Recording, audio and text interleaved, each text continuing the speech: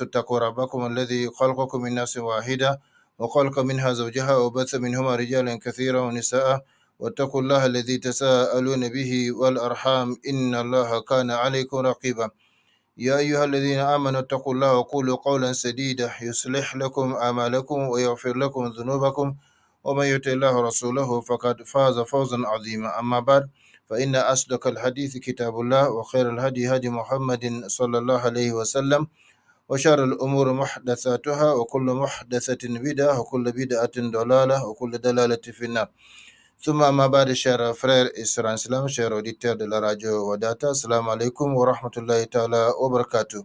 Soyez les bienvenus à l'écoute de votre émission islamique intitulée Spécial Ramadan 1444 à travers les ondes de la radio Wadata, la première radio digitale à Niamey. J'ai pris Allah subhanahu wa ta'ala de nous faire profiter tous ensemble de ces quelques instants que nous allons passer ensemble dans sa voie, dans la recherche du savoir en vue de son application, afin que ce savoir ne soit pas un argument contre nous, mais plutôt un argument en notre faveur, le jour où nous rencontrerons notre Seigneur Allah subhanahu wa ta'ala, yawma la yanfa'u malun wa la banoun, illa man atallah bi qalbin salim, jour où ni bien ni enfant ne seront d'aucune utilité, hormis pour celui qui regagne son Seigneur avec un cœur saint.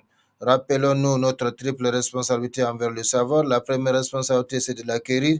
La deuxième responsabilité, c'est de l'appliquer. Et la troisième responsabilité, c'est de le transmettre aux autres comme il nous a été transmis par les prédécesseurs, et ce, conformément à la recommandation de notre prophète bien-aimé Mohammed sallallahu alayhi wa sallam, lorsqu'il dit « Ballighu anni walau aya » transmettez de ma part ne serait-ce qu'un verset. Qu'Allah subhanahu wa ta'ala nous bénisse tous, qu'il bénisse nos vies, qu'il bénisse nos familles, qu'il bénisse nos enfants, qu'il bénisse nos œuvres, qu'il bénisse davantage nos chers pays respectifs et leurs peuples, qu'il nous conforme davantage à sa sainte volonté partout et toujours.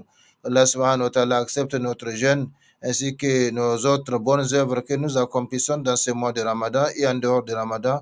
Amin ya Rabbal Alamin. Ceci dit, chers frères et sœurs en islam, le thème de cette émission est l'importance de la dernière décade de Ramadan, deuxième partie.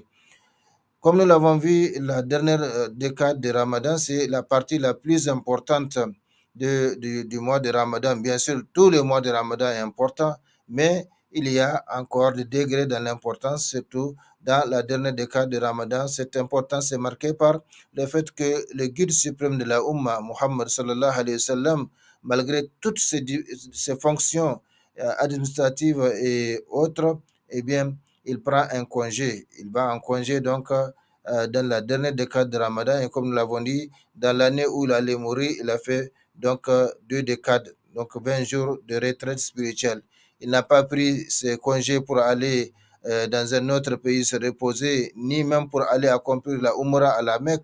Et Dieu seul sait la récompense qu'il y a dans ça. Mais il se retraite à la mosquée pendant la dernière décade de Ramadan pour étudier le Coran, pour faire les zikrs, les rappels d'Allah subhanahu wa ta'ala, pour invoquer, pour prier, donc pour nous donner, nous, les musulmans, l'exemple à suivre, l'exemple pragmatique de la recherche de Laylatul Qadr et de la façon dont nous devons vivre cette dernière décade de Ramadan. Le mois de Ramadan tout entier est un échantillon de vie, comme nous l'avons dit, échantillon de vie spirituelle, de vie familiale, de vie sociale.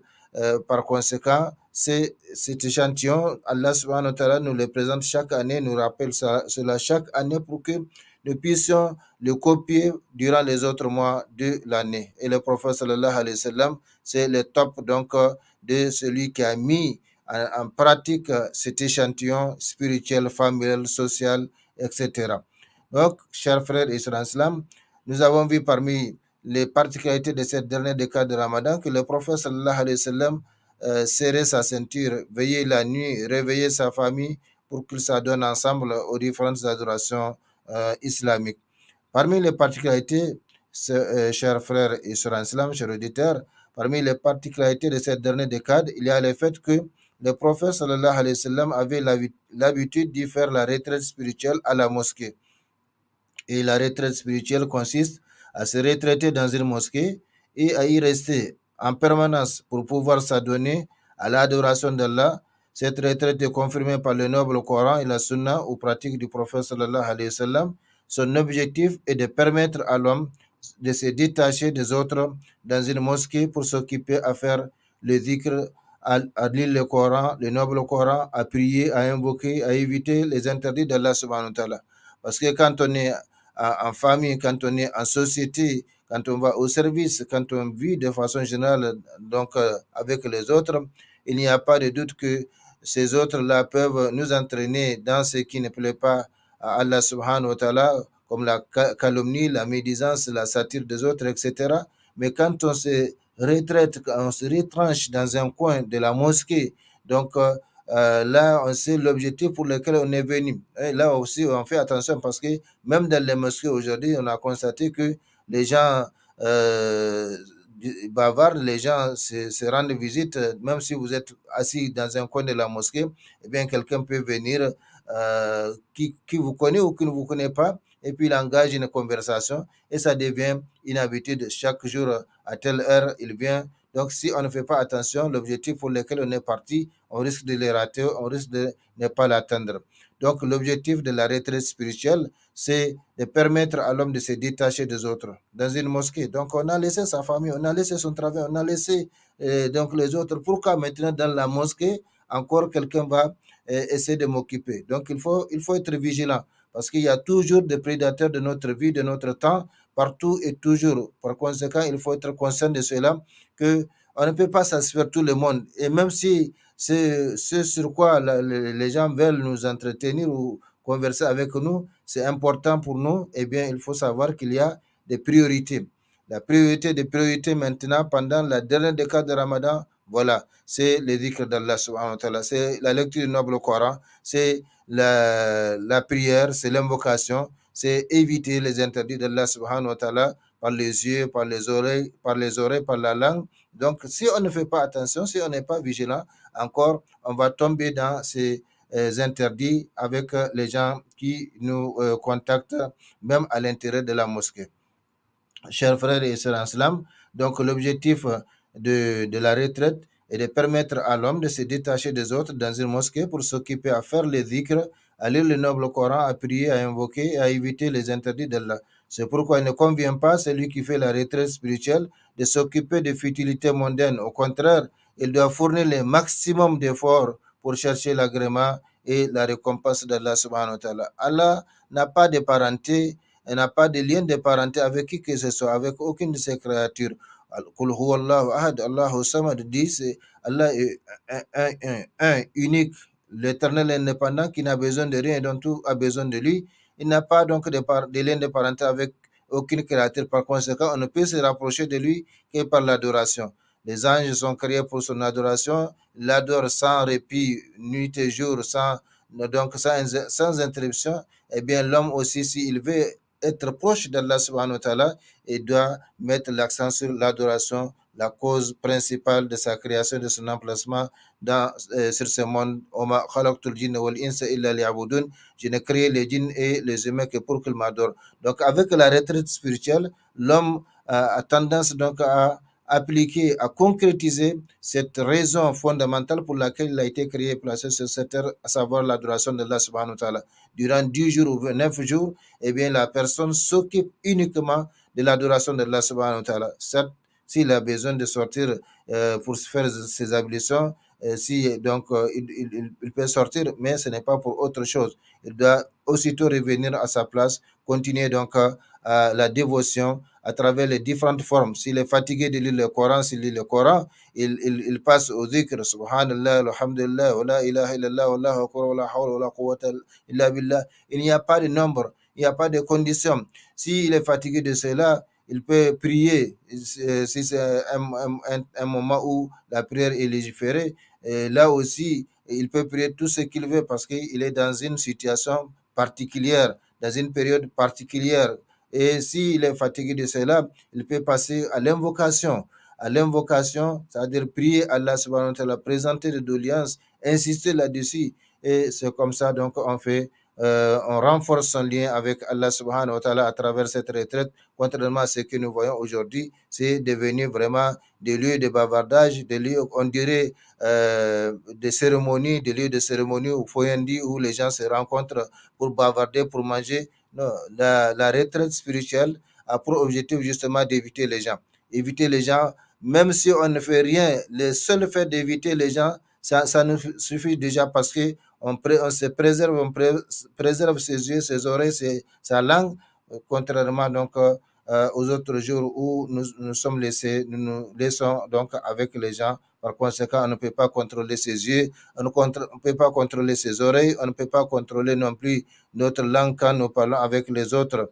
Chers frères et sœurs en islam, parmi les particularités de cette dernière décade de Ramadan, il y a le fait qu'elle renferme la nuit de la destinée, qui est meilleure que 1000 mois, c'est-à-dire l'adoration pendant 7 nuits est meilleure que l'adoration pendant 1000 mois, soit 83 ans et 4 mois. C'est la nuit la plus bénie, la plus aimée d'Allah subhanahu wa ta'ala, donc Laylatul Qadr.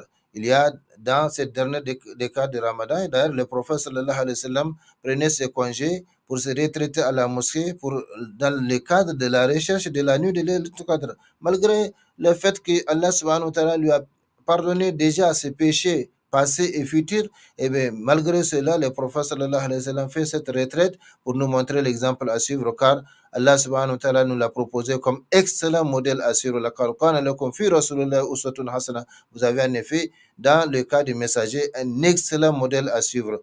Donc le prophète sallallahu alayhi wa sallam nous a montré comment faire et il nous a recommandé de suivre sa sunna alaykum bi sunnati ou sunnati khulafai ar-rashidin min ba'di. Je vous recommande ma sunna et la sunna de mes califes bien guidés après moi.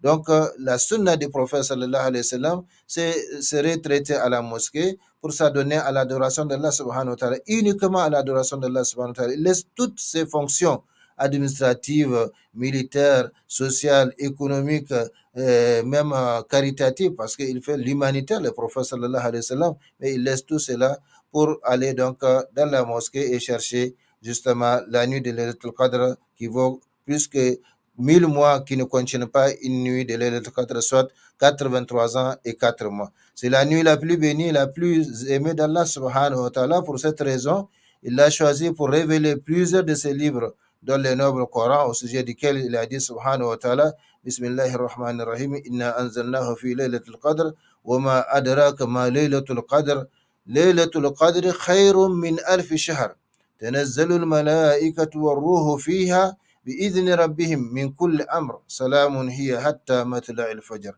Nous l'avons certes fait descendre le Coran pendant la nuit de la destinée. Et qui te dira la nuit de, et qui te dira ce qu'est la nuit de la destinée?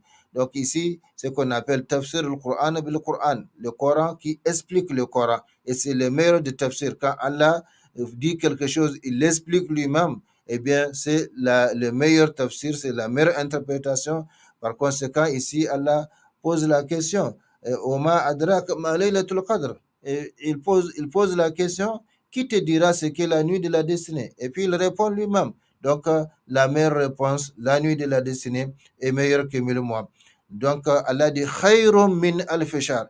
Donc c'est même pas égal à 1000 mois, mais c'est mieux, c'est meilleur que 1000 mois. Par conséquent, on ne connaît pas la proportion donc les différences entre les deux. Mais ce qui est sûr, c'est que c'est mieux que, elle est meilleure que 1000 mois qui ne renferment pas une Laylatul Qadr, soit 83 ans et 4 mois, c'est-à-dire quand on s'adonne à l'adoration d'Allah subhanahu wa ta'ala pendant cette nuit, eh bien c'est comme si on a adoré Allah subhanahu wa ta'ala pendant 83 ans et 4 mois. Et ça, comme nous allons le voir plus loin, Inch'Allah, c'est la miséricorde d'Allah subhanahu wa ta'ala à l'égard de la Ummah de Muhammad sallallahu alayhi wa sallam. Les autres confessions antérieures à l'islam, eh bien, ils ont vécu très longtemps sur cette terre, mais la vie de la longévité, donc l'espérance de vie de la communauté de Muhammad sallallahu alayhi wa sallam, ça ne dépasse pas 70 ans, comme il l'a dit. Et par conséquent, Allah subhanahu wa ta'ala, par sa grâce infinie et sa bonté illimitée à l'égard de ses serviteurs soumis, les musulmans en particulier, eh bien, il a élevé le coefficient de leurs adorations. il les a multipliés de sorte que on accomplit peu, mais on gagne beaucoup, contrairement aux autres aux confessions antérieures qui ont vécu beaucoup longtemps. Et d'ailleurs, nous allons voir, Inch'Allah, la genèse de Laylatul Qadr. Qu'est-ce qui a amené Laylatul Qadr et comment Allah subhanahu wa ta'ala a accordé à la Ummah de Muhammad sallallahu alayhi wa sallam cette nuit particulière dont l'adoration pendant cette nuit seulement équivaut à l'adoration de 83 ans et 4 mois. Durant celle-ci, durant cette nuit, les anges descendent ainsi que les roues ici, c'est-à-dire Jibril alayhi salam, l'ange Jibril, par permission de leur Seigneur, pour tout ordre. Donc, comme nous allons le voir, Inch'Allah, nous avons, si toutefois le temps nous le permettra, nous allons parler de la genèse de Laylatul Qadr et également donc de ses particularités, de ses mérites, mais d'ores et déjà, on peut anticiper en parlant donc, en évoquant donc ces versets dans lesquels Allah subhanahu wa ta'ala, c'est cette sourate, d'ailleurs une sourate consacrée à Laylatul Qadr, hein, sourate 97, où Allah subhanahu wa ta'ala donc dit, nous l'avons certes fait descendre, il s'agit du Coran, pendant la nuit de la destinée. Et qui te dira ce qu'est la nuit de la destinée? La nuit de la destinée est meilleure que 1000 mois. Et durant celle-ci, les anges descendent ainsi que le Ruh, c'est-à-dire l'ange Jibril, par permission de leur Seigneur pour tout ordre. Elle est paix et salut jusqu'à l'apparition de l'homme. Donc, en islam, nous avons une nuit qu'on appelle la nuit de la paix. Cette nuit de la paix, c'est Laylatul Qadr. Laylatul Qadr, Oma Adraka ma Laylatul Qadr. Sauf que cette nuit, comme nous allons le voir, Allah subhanahu wa ta'ala l'a dissimulée par miséricorde et compassion à l'égard des musulmans. Il l'a dissimulée dans les 10 derniers jours, les 10 dernières nuits donc, de Ramadan. Chers frères et sœurs islam, ainsi la nuit de la destinée est une nuit de paix, une nuit de salut, une nuit de sérénité morale, c'est une nuit de douceur, de miséricorde et de bienveillance divine à l'égard des serviteurs. À cause de son importance, les anges descendent par ordre et permission de leur Seigneur pour toute affaire. Parlant de sa bénédiction, Allah subhanahu wa ta'ala a dit dans le noble Coran, Bismillahirrahmanirrahim, Hamim wal kitab al-mubin, Inna anzalnahu fi laylatin mubaraka. Donc, Laylatul Mubaraka, il s'agit de cette nuit, Laylatul Qadr. Inna anzalnahu fi laylatin mubaraka. Inna kunna munzirin fiha yufraku kullu amrin hakim. Amran min indina inna kunna mursalin. Rahmatan min rabbika innahu huwa as-sami'ul alim. Rabbi samawati wal-ard wa ma baynahuma in kuntum muqinin. La ilaha illahu yuhyi wa yumitu rabbukum wa rabbu abaikum al-awwalin. Donc, Hamim, ces lettres sont l'un des miracles du Coran et Allah seul connaît leur sens. Il y a 14 initiales qui débutent certaines sourates dans le noble Coran. Les savants disent que nul ne connaît leur sens à part Allah subhanahu wa ta'ala. Et si la connaissance de leur sens était quelque chose d'indispensable à nous, eh bien Allah n'allait pas le dissimuler pour nous. Donc, il n'y a que Allah qui connaît le sens de ces différentes initiales qui sont au nombre de 14 par lesquelles débutent certaines sourates comme Alif, Lam, Mim, Qaf, Swad. Donc, elles sont au nombre de 14 ces lettres que certains savants ont résumées dans une seule phrase. Nassun hakimun qati'un lahu sirrun. Donc, quand vous prenez cette phrase arabe, qui est elle-même un miracle en elle, parce qu'avec ces lettres-là, Nassun hakimun qati'un lahu sirrun, eh bien, vous avez les 14 lettres qui sont, les 14 initiales qui sont résumées dans cette phrase. Donc, Hamim, par le livre, il s'agit donc du Coran, Allah jure par le Coran, nous l'avons fait descendre à une nuit bénie, c'est-à-dire encore le Coran, Allah jure par le Coran pour dire que il a fait descendre ce Coran dans la nuit de Laylatul Qadr. Et en réalité, ce n'est pas seulement le Coran, le noble Coran qui a été révélé pendant la nuit de Laylatul Qadr. Des hadiths précisent que plusieurs révélations ont été faites dans la Torah, l'Évangile, dans la nuit de Laylatul Qadr. Nous sommes en vérité celui qui avertit, nuit durant laquelle est décidé tout ordre sage. Donc, toutes les décisions d'Allah subhanahu wa ta'ala sont prises pendant cette nuit-là. Et c'est la raison pour laquelle il ne convient pas à un intelligent d'aller dormir pendant que il ne sait pas ce que Allah subhanahu wa ta'ala est en train de prendre comme décision contre lui ou pour lui durant cette nuit. Parce que tous les ordres sagement décidés par Allah subhanahu wa ta'ala seront donc arrêtés cette nuit-là et portés à la connaissance des anges qui vont donc les exécuter au fur et à mesure que le temps passe. Par conséquent, il ne convient pas à un intelligent de laisser donc d'aller dormir et alors qu'il ne sait pas ce que Allah subhanahu wa ta'ala est en train de décider par rapport donc à lui, par rapport à sa richesse, par rapport à son terme final, par rapport à ses affaires, etc., etc.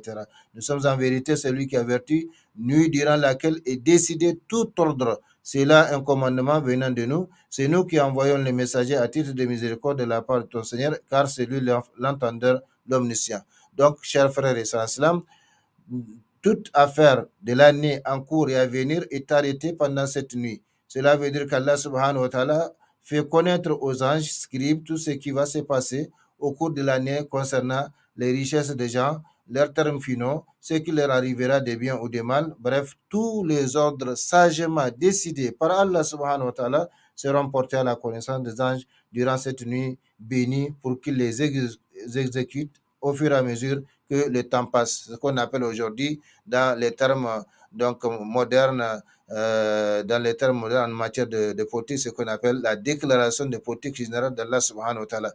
Donc, un président, un premier ministre, en prenant fonction, il fait déclaration donc générale donc de sa politique, donc les grandes lignes, les grands axes de son mandat et donc au fur et à mesure, ils vont être exécutés.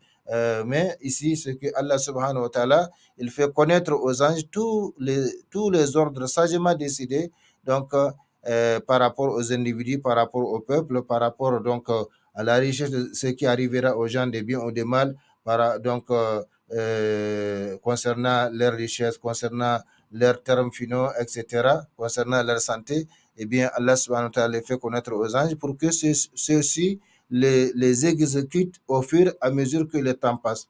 Donc, c'est la nuit de la proclamation générale donc de la politique générale d'Allah subhanahu wa ta'ala qui fait donc connaître aux anges tout ce qui va se passer. Sinon, avant cela, les anges ne savent pas ce qui arrivera à quelqu'un. Donc, Allah subhanahu wa ta'ala leur fait connaître cela pour qu'ils puissent exécuter donc ces ordres et cela sans manquement, contrairement au programme que tracent les politiciens, au programme que tracent les dirigeants, qui dans la plupart des cas d'ailleurs qu'ils ne respectent pas dans la mesure où il est facile de parler tout seul, mais quand il s'agit de l'action, on ne peut pas la faire tout seul, il faut donc des moyens, il faut de l'aide, il faut les autres et le plus souvent ce qui manque. Chers frères et sœurs en islam, il a été rapporté plusieurs hadiths pour toujours anticiper par rapport donc à l'Laylatul Qadr, même si nous avons décidé d'en parler amplement. Disons qu'il a été rapporté plusieurs hadiths du prophète sallallahu alayhi wa sallam concernant la nuit exacte de Laylatul Qadr. Le ressort de ces hadiths qu'il a lieu une des nuits suivantes, la 21e, la 23e, la 25e, la 27e ou la dernière nuit de Ramadan. Et tout cela, il y a donc des hadiths qui le confirment, mais la règle générale que les savants ont dégagée de cela, c'est que en réalité, la nuit de Laylatul Qadr est une plaque tournante entre ces 10 dernières nuits. C'est une plaque tournante. Elle peut être la 21e cette année, l'année suivante 23e, l'autre année 25e, une année 27, une année 29, Allahu Alam. Donc, comme nous allons le voir, le prophète sallallahu alayhi wa sallam, Allah lui a retiré la connaissance exacte de Laylatul Qadr et il a prié sallallahu alayhi wa sallam pour que cela soit un bien pour la Oumma. Et effectivement, c'est un bien pour la Oumma dans la mesure où ça va permettre à chaque musulman, soucieux de son devenir, de multiplier les efforts pendant 10 nuits d'affilée sans donc se fier ou sans aller se bercer d'illusions en disant que c'est la 27e nuit de chaque année. D'ailleurs, comme nous l'avons dit et comme nous allons le voir, la 27e de quel pays? Puisque dans la plupart des cas, les pays ne commencent pas les jeûnes en même temps et ne terminent pas en même temps. Donc, la 27e nuit de quel pays? Alors qu'il y a un seul Ramadan, il y a donc une seule nuit de Laylatul Qadr. votre 27e nuit va correspondre à la 28e nuit quelque part, ou 26e nuit quelque part. Donc, on va prendre la nuit la 27e nuit de quel pays? Donc, l'intelligent, si on dit que, bien sûr, la loterie est interdite en islam, mais si on dit qu'il y a un tirage à sort ou un tirage au sort ou bien une loterie, comme donc dans les 10 billets, il y a 10 billets ou 10 tickets. Dans ces 10 tickets, eh bien, vous avez le ticket qui gagnera le gros lot.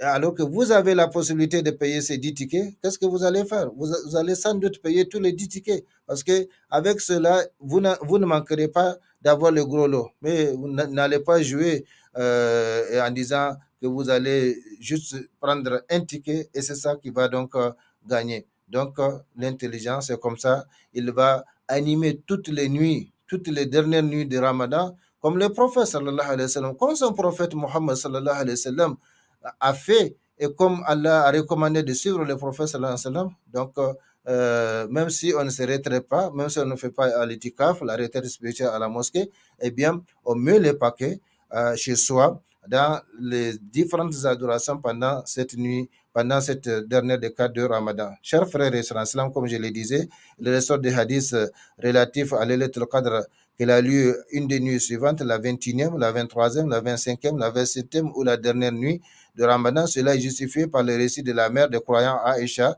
radiallahu anha, l'épouse préférée du messager d'Allah et la gardienne intègre des secrets et traditions prophétiques. Qu'Allah soit satisfait d'elle. Elle dit, le messager d'Allah sallallahu alayhi wa sallam avait l'habitude de se retrancher à la mosquée dans la dernière décade du Ramadan en disant Taharraw laylatul qadr fil ashr al-awakhir min Ramadan muttafaqun alayh. Donc le prophète sallallahu alayhi wa sallam, comme je l'ai dit, c'est la seule période durant laquelle il prend un congé de 10 jours ou de 20 jours, comme il a pris 20 jours dans la dernière année où il allait mourir, donc congé de 10 jours. Donc, cherchez, dit le prophète sallallahu alayhi wa sallam, en allant donc dans la retraite spirituelle, il recommande à la Ummah islamique, cherchez le Laylatul Qadr dans les nuits impaires de cette dernière décade du Ramadan. Hadith authentique rapporté par Al-Bukhari et Muslim. Dans les nuits impaires, mais j'ai dit, les problèmes qui se posent, les nuits impaires, chez certains sont des nuits paires chez d'autres. Par exemple, aujourd'hui, nous sommes la 20 Ramadan, 20e jour. Ailleurs, ça peut être 21e jour. Quelque part, ça peut être 19e jour. Donc, la Ummah islamique ne débute pas et ne finit pas toujours à la même date le jeûne de Ramadan, alors que nous savons qu'il n'y a qu'un seul Ramadan. Par conséquent, une seule nuit de Laylatul Qadr, donc on ne compte pas sur sa 27e nuit, dans la mesure où ça peut être 28 ou 26 ailleurs. Donc, cherchez le Laylatul Qadr dans les nuits impaires de cette dernière décade de Ramadan, hadith authentique rapporté par Al-Bukhari et Muslim. Chers frères et sœurs en islam, celui qui ne peut pas donc chercher le Laylatul Qadr pendant toutes les 10 dernières nuits, qu'il s'efforce de la chercher dans les 7 dernières nuits, comme l'a dit le prophète sallallahu alayhi wa sallam, cherchez-la dans la dernière décade. Si l'un d'entre vous est affaibli ou impuissant, qu'il ne se laisse pas vaincre pendant les 7 dernières nuits. Hadith authentique rapporté par Al-Bukhari et Muslim. Donc, jusque dans les 7 dernières nuits, le Laylatul Qadr est encore là. Ces derniers hadiths expliquent par ailleurs le hadith suivant: quiconque cherche la nuit de la destinée, qu'il la cherche dans la dernière semaine du Ramadan.